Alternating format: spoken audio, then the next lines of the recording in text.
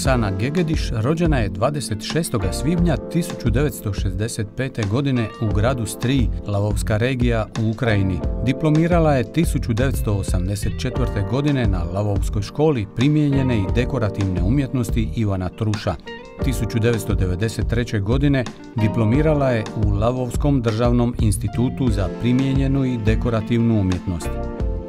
Više je puta sudjelovala na umjetničkim izložbama u Ukrajini i zemljama Europske unije. Vlasnica je vlastite privatne umjetničke galerije u Lavovu u Ukrajini. Radovi umjetnice nalaze se u privatnim kolekcijama u Ukrajini, Mađarskoj, Njemačkoj, Austriji i Hrvatskoj. Donedavno je živjela i radila u Lavovu. Nadahnuta Hrvatskom, trenutno živi i radi u svojoj ljetnoj rezidenciji u blizini Rogoznice.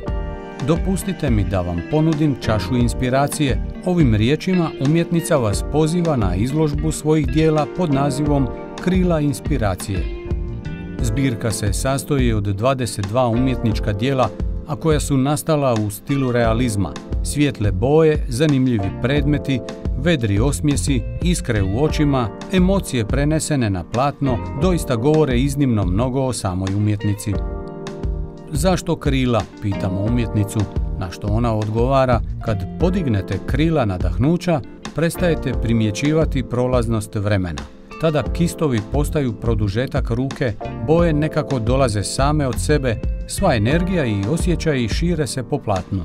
U takvim trenucima prestanete razmišljati, te kreću djelovati samo osjećaji. Veliko mi je zadovoljstvo stvarati jedinstvenu umjetnost.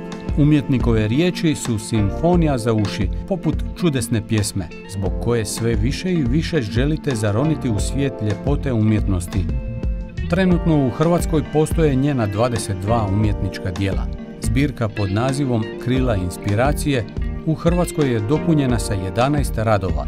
Nadahnuta prirodom, izvornošću te kulturom Hrvatske, umjetnica je u zbirci dijela Krila inspiracije izrazila svoje divljenje bojama, zlatom i srebrom na slikarskom platnu. Dva naslovna dijela izložbe, Sretna Hrvatska i San o budućnosti Ukrajine, odražavaju težak i trnovit put naših mladih država do neovisnosti. Nezavisne države prikazane su kao mlade majke s djecom, ispunjene ljubavlju i vjerom u bolju budućnost. Oksaninim dijelima nisu potrebni umjetnički menadžeri i kustosi, njeni radovi služe da bi se predstavili direktno ljubiteljima umjetnosti, onima koji mogu razumjeti i uživati u njihovoj stvarnoj ljepoti i pozitivnim emocijama koje Oksana svojim kistom donosi na svijet.